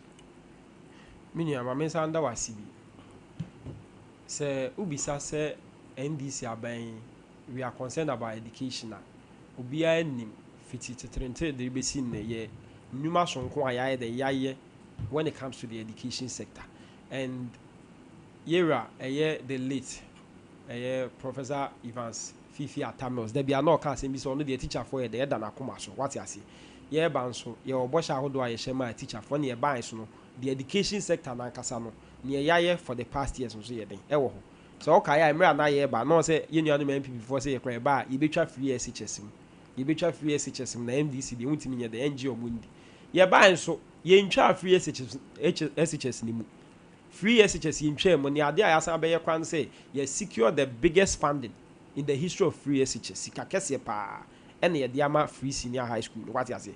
issues are now for tie complaints say and I may or my G and the Semon yet and I say near the cry in Yanam and I kushiampo count at the same baby. At some point in Puna, your money be complaining saying you are near I aspire crown. Or munya be the under you and PP. John Mama by NT Bibia Sada. What you say? And on that change, John Mama Eba. One of the key promises that you make here with regards to the education sector is that you see a tier level 100 university for fees here. And more, I'm pass or by what you see your oh chia and more free fees here. And more money, Pado na the Omonsaca, I feel so ancient for so said the Becca. Yeah, but offer be to say capitation. Nina capitation grant what the education sector and on our schools nima ye be taught chalk ye be taught marker ye be taught near my baby a car net that way about 300 million Ghana cedis. You know many people before omu your money said omo say odogo bi no abe because instead of saying komu discabetu ya sa aka no omo so omo priority national cathedral omo so omo priority sky trainer ye hu baby kokosi Beira John Mama tikesi area ajo buy says can wa cleaning na me na teacher for any ade age. I'm not saying that everything is perfect with regards to the education sector, but for the past months I buy no niama bebira de akoswa it is evidently clear that John Mama you be our cancer more de oyo and you know they are challenging say or more appointments people are saying say it is fake and all that say it is in their capacity to do that. Because if the infant say obi ebeka say bia obi bi nye den ente saa obetimi aba be prove say oh there saa netie Sompa FM. I am happy say obetimi prove say me no recently one say there were even some teachers yenuanom MPP for mo adwuma na wo so musika ne bia ate akema na wo demonstrate. I was really worried because so one person infant say why adwuma bi na bia won san kan osika na very disturbing and also no and sometimes politicians no yet memufo ni bebridi ho ya what you say because there be ekoka say bia successive government we buy no oja backlog inti me buy no me so me try kakra echi ni matwi ya na stand nipa no nyaaya okoye adwuma no kra onye den on fa passion bia anye den enye so there are various sectors are mostly am pese me politicize no and baako the education sector, the health and the other important sectors bi wa yenye den yemfa ni agro kra inti no the mechanic say yera John Mama and Yera Honorable Haruna Idrusu. The education sector is of a concern to them. Na Abia also mo yen so a sabi omunya nye no the a teacher for pay near a year students pay. One of the things that not make crowd year ba na I was concerned about here teacher training, nursing training allowance. What you say? Now when you say no, so now it was one of the things I need you see a back cancel no because we have track record and the NDC abide this. But John Mama all born to an or cast or bar, own chim, no better their mom and ampa. What you see, I will cheer to do an idea. A mom, so Obian obey me, I discounted the fact, say, John Mama, you be or junior teacher for.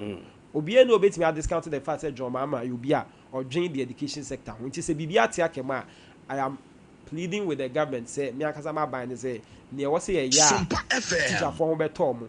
Now we raise concerns BCC about him from the now was one of the towns be obo din say yeah bibia touch maybe and we are hoping say near my bed ebeto na the education sector they are found to my pay that's it Ken Nkwantabisa ayem ngonwo pa se menu akuwia abetena ha ka edwin education ho NDC education do makoma so NDC akuwia Jesus Christ Nkwantabisa menu ni na free SHS enkra koskwa no muntua light be and the free SHS akuwia ya wese enkra no tua light be go to the secondary school and so go and ask the mummies obeya mama time bofu they pay utility bills so much SHS don't do that free Oscar stress free you were here KNUS to go and ask fresh free they were charging them crown 40 Ghana cedi to register for fresh free and they say peculiar to settings and you setting all the universities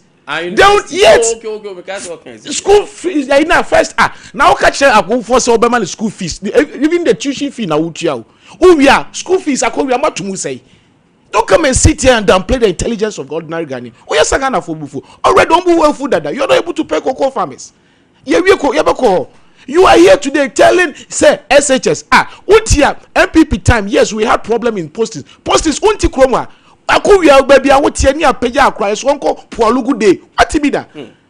Uti krom ha me wo fast. You see no Tete. Did you ever hear in the history of MPP? Yes, I acknowledge say your problems. But did you ever hear say Accra no Ashanti region near nako baby a transfer me ko we to Kwatoria say Koye Day Street day. Can you believe that? You are here downplaying the intelligence of ordinary guy. Make it and cry Nanado Danko Akufo-Addo. What's it tickets and Nanado Danko Akufo-Addo is that time. Me and my free textbooks, you have my free uniform, and the students are paying. What are you telling us? Why go and ask. You see your problem. No, university we all know. Is there? Mrs. SHS, go and ask the parents. University. I'm talking university. Don't do that. Mrs. University. Hold on. Akoria, I'm telling you today. Akoria, listen. I asked him, he said no. Akoria, team. Oh, Akoria. That is the one day. Then you are not listening. I asked him, and he said no. You see, that is typical. You see, on their platform, your friends be blue also. And you know, we meet them when the heat is getting them, interject. Don't let them flack. We are past. That is not fair. Okay, he has the right to also ask. Did I even talk? No, I know you are okay. You say you went ahead and said someone secures biggest funding for the way. Commit to say mention quote the amount. 3.5 billion. From which? Yeah. And good factual statement. Go and ask. Go to the financial ministry. Go 2025. Go and BOG report. There is amount allocated for the financial ministry. Go and ask. There are certain things when we come here, we try to tame down, but when you try to downplay, sani etina ho 2 foot go. Make a choice. What's my free and then cry screen from month to another month. And tell the parents. I'm talking about SHS. Eduane amode mo buy a man can say buffer stock. Buffer stock. What's the buffer stock? You give it to the schools to go and buy. What is happening? Are the teachers, are the matrons going to buy their own food? But some because perishable foods, no. Any non-perishable, no differentiate. Say we never. So when they were when they were telling the Ghanaians, no more propaganda. Did they tell them say perishable food, perishable and no? I think they started now because they have not any policy thinking through. He should tell me. One educational policy or my implement. They should tell me. And this you see, there are certain things we don't want to go. Oh, then you see, 2,500. Oh, I was expecting say, Galbe acknowledge the teachers. January, you didn't pay 5,000 teachers. Me, if you don't know, I completed teacher training. Hold on. Now, when it comes to teaching, I'm so passionate because my child did for good 70 years and I'm yardage. We completed teacher training college. I could carry 2002. So when you talk about teaching, my rise you through the ranks in teaching. Me free teaching, I'm the principal superintendent. I know how it feels. Teaching your lifestyle, classroom, a workshop, not games, bishop. It's a triangle. There is nothing. And then you are here. Teacher, do you know in any case, do you know how recruitment is? You promise teachers automatic posting. You promise teachers say mobile licensure. What is happening? Oh yeah, where's the next month? They are registering licensure exams is still in place. Move 2 foot roadway. You are here. You don't have any policy for education. You told Ghanaians say you make sure say licensure. Next month, teachers are registering for licensure exams. You told people, you said so many things about education. But if you listen to a place you are going to hold on, you got this, you are going to end single track, and then what are you telling us? Can Batu Tier Minister with licensure? So we are I know so we infused into the system. Say who we are. You write it. It is never true. Let me send you latest. You see, teachers are registering from licensure exams. They are starting registration next month, and it ends. They are going to write their licensure exams. What are they telling us? I'm a teacher. I was once a teacher, and I just did a meeting. A professional teacher. I taught for good 17 years. So when it comes to teaching, we don't downplay the intelligence of teachers. You know why I'm passionate. Also, I come, but teacher need only other means so. Nanado, I can be, but they misconstruing the campaign. If you want to be rich, not as a teacher, yeah, political statement. But I mean, no, what classroom? Classroom. Busa class on your Juma Bear. But I say, me teaching me your pan majai. That's some teachers. Their numbers will catch it. Yeah, then we teach or catch me teacher and man party cheddar. Or catch him so no. Or try to do jai or Juma Pebia or jai. Now, can say to me, me. Me say. You see, they shouldn't try to downplay. Kojum say na kubusa how form o mako SHS. Never how they will feel. Say that is the worst form of government. But more experience under education. Mahama amemu. buy 5,000 teachers who ntua omoka. Buy first now year this year teachers research and internet. Uchemu ye deda no kra ntua bi wan ntua bi. Every month there's a problem with teacher salary. What are you telling us? Even when I was teaching here validating a form, don't even go there. But the validation is still going. Validations, but as I said, new even on the. If you tell you the process about validation, I mean, when I was teaching, my headmaster, also on BBC, so I was helping in validating people. And it's simple, the portal will open, no I validated, then you send it to the C and normal friends CS. Now time a second supervisor, go and ask them what bureaucrats on the album. You see, there are so many politics when it comes to teaching. We are passionate because I've been a teacher before. Or teachers from quality teachers from your staff and the Bobby Munina and their friend. You see, don't make them angry this morning, Akovia. Don't make them angry. What did I say? It's making them angry. So who you make way you have this experience. So say Missy, tell me, and this Mahama government currently tell me policy bank. I'm not keeping no. Tell me. You see how is it? What? Tell me. Who you because all you that is not my style. But you interjected. Make us say no. Message current Mahama government 2020. Tell me. You don't want him to answer. What was an answer? So let him. Who be say John Mahama bad policy ben way. Exactly. And I'm telling you that it is trite knowledge. Obi a we teacher need. That means that you follow the education sector very well. Once you are now, you have a first year of university. Now the last time you over 120,000. It is all the policy, but say Ubichia and more formal call 100 fees a month. Now say Uchia 120,000. It's not a policy. So you are a teacher and you are making this ignorant argument. You don't have to do that. What I say, I never said to John Mama buying the education sector than heavy. Can also ask about kind. I was listening to Sompa FM. Confronting or Danny. He was saying that SHS for utility bills. That is what he was saying. Aliante. So I am not man come here. SHS need the utility bills. SHS need. They never said on it too. No. Can say only propaganda there. You just trust anything. Me see, I started with you see that is the typical of they want to make propaganda out of it. And typical of I said no. Let me if you want that, why invite me? Why invite me? Let me trade the point. Make I say this is how I started. Say or invite you. Me no invite him. Can media say that me man rubbish no. That oko background be back. Me what can say? Metia no biaga say metia the man go there be me ma omba you are alleges must prove be pacho wote ha ana nipa no to nchen ana ka say me kro kan KNUST I was thinking KNUST secondary school ana me busa ne say senior high school ana o kan no say there be a university all over and the other na still university the other na I have like 20 level 100 we can call them to find out near the amount of a year. And level Jiomu in Nehim. And I have like 1 year. Ken, let us not do this. Horse, what is horse now? The one traditional horse. Prices are not on which you are no crowd. There are some schools that have said abafom. You ever say scale on which you are the traditional horse? I think currently, if you follow G-Tech, what happened between G-Tech and Legon? Yeah. About the yes, they were. I think that they were even forced to reduce because Legon was trying to charge more than what G-Tech was saying. He said they should charge. Exactly. It's no. Enya abayne na sebi. We also born so what you say because G-Tech. But if you look at Omoyina, they were paying utility. That was the problem. That clearly shows there. Cheap and pedestrian propaganda no okay. Because there was always a buying and this to Munaba. Your point is Your point is 5,000 million to your Cambajo business. Sasani a person your corner if you want to go on that tangent.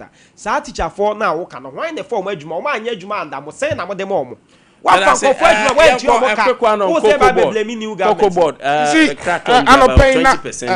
you see, Cocoa Board. Quick one. For much time now dragging. Young clarify, let's set the record straight. And around the Abbey, no oka say MPP, ye beto ye jaka 32 billion MMO, yajiatum. But we are also telling the young simple calculations.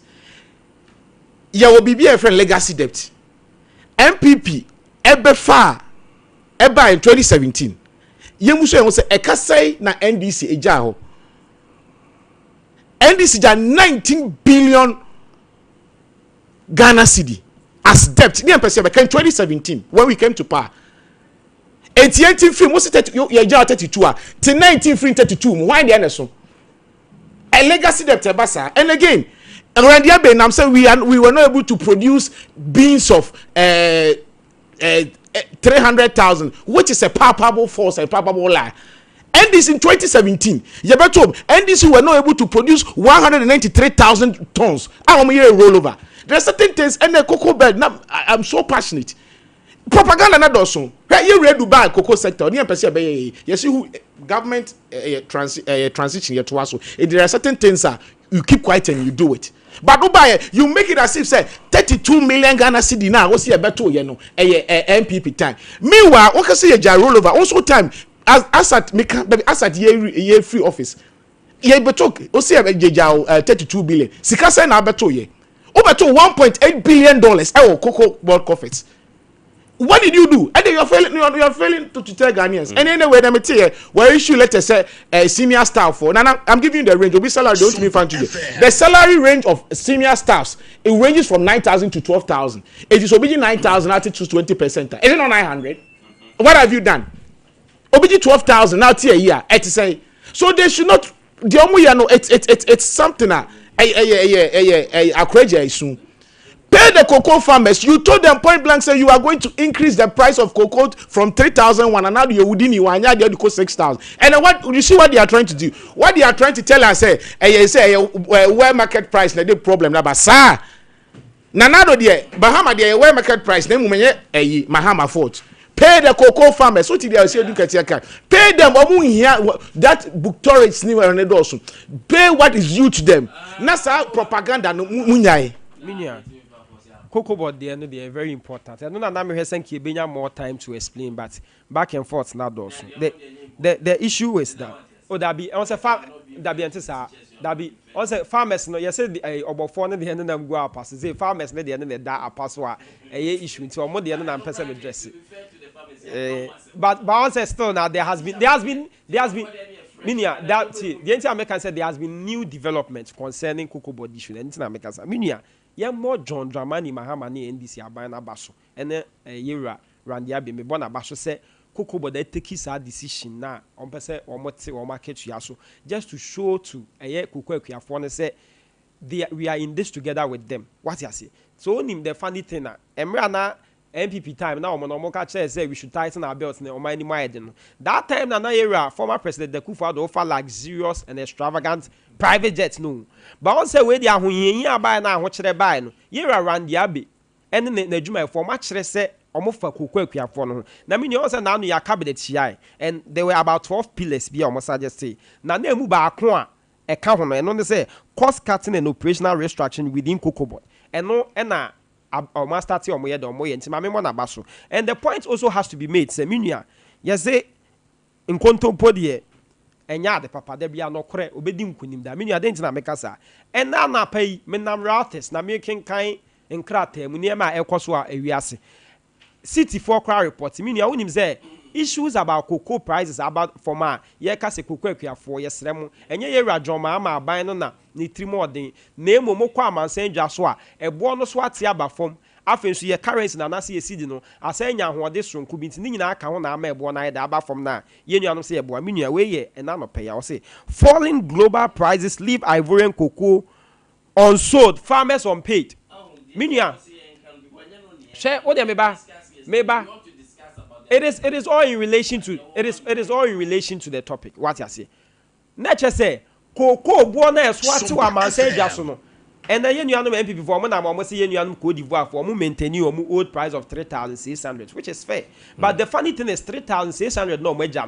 Buyers now say off takers no better free cocoa for more Ivory Coast no. Almost all just escano because a bonus what into say a buy na anya bibi amfa ho de almost omonto. Into and cocoa farmers or more on puno or must start say then. Ho de omu produce no. What you but saying? the important thing is, are they paying them that 3,000? Yes, but the buyers are not willing to pay. If the aggregators are not paying, the government is paying. But who knows? Say, the government has cushioned a certain amount of money. Now 3,000, are they paying that amount? Send Ghana before send new prices. Amount. What you say? We had a price. All right. The new one, but see how this ready and the man, you know, cocoa for say that is fair. John Mama, you'll be a John Mama buy now a the cocoa pension scheme bamom. What you say from 2013 to 2020 away 0548931931 0551931931. Hello, good morning. Hello, good morning. Ma yenti omenua. Kwaku mami ntie o.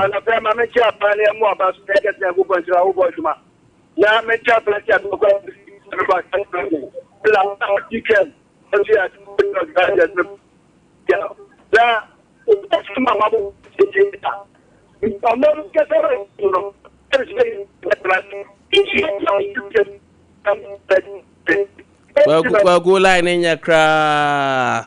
Kwaku line. Hello, good morning. Oh, me Abema, Christ, and I soon get down. And council. Mr. Paul, I'm chair, what that I am too. And I'm here, who dress in India and meaning. Chama boom. Me do it here. My minty away. The second month, me, regularly go, or to go near the Mama. And it's a medium fee, abandon your danger. Ah, Nana, number one, on one head in the back, coming 2028, but this positive account, and I will be a payment action. Mr. Fence Michiano, we did the Timpono, one may organize India and Yakin people are able to Yenya into Panama. In fact, Yamini ended before and Umba Fidias who have a Kata and Diana Omon Fericacra. Time move for a moving of Yin who you. Who go we are for Father and for my yen. The Amuba 2013 1415, put it for the my free. Muba won't call my back, don't talk faster than my maybe a cleaning. Oh, I don't see a kufu. What my dear? It's in the 2 very much. Who must be this one? You know, Sunny, no such so good. Talking about the me and to form my brother and Bamba farm. Come over there. Hello, good morning. Hello, good morning. Hello, good morning. Up and you didn't be free. Me did come back and make a selfie on. Good, me and you are not paying. Me do a spa or there. Also, my audio to her, yen, and come with some. And I'm presuming beside everything in his head. And then I can't cook some non-corner, but I can't do cook. And I did a toss of some community we are in Comoye. Yeni animal 2022, 2023, two cocoon. Or my Casagana, I did Genomun to cocoon.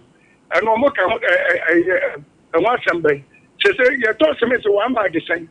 Cement for the Omodia, you're to move on and can ye. Offer. The day you do see a bomb of a pregnant beer, and machine say you come come. The mama dear way a somebody. Yes, sir, won't me car on the internet. Necessarily again, I.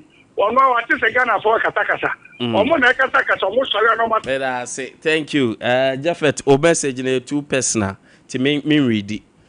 Your message is too personal. But I'm your birthday, me and you, now, sorry, I'm sorry, me and your birthday, me and that, yeah, sorry, so I no pay. MCR. Okay, happy birthday to Jessica. Jessica, from your senior sister, Nana Ama Adepa. Nana Ama wishes you the very best as you celebrate another 365 days. Jessie, happy glorious birthday. We ask for God's blessings and may all that you aspire for be inspired by God. Happy birthday, Jessie.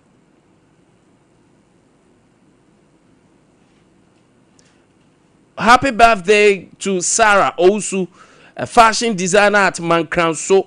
God bless you and keep you safe. For all of your friends and family, we every era ama el Mankranso. Happy birthday, Mami Oba Sarah. Enjoy this special moment and special day. It is your day. Enjoy. Fashion designer Papa. Happy birthday, Mami. What's it say? Yo. All right, yeah, now I say that. Yeah, sorry. So FCR more distracted. Wow. Meba. Jami shout down to Edim Chum. Thank you, gentlemen. Akowa and Ken. Someone some beso manfo.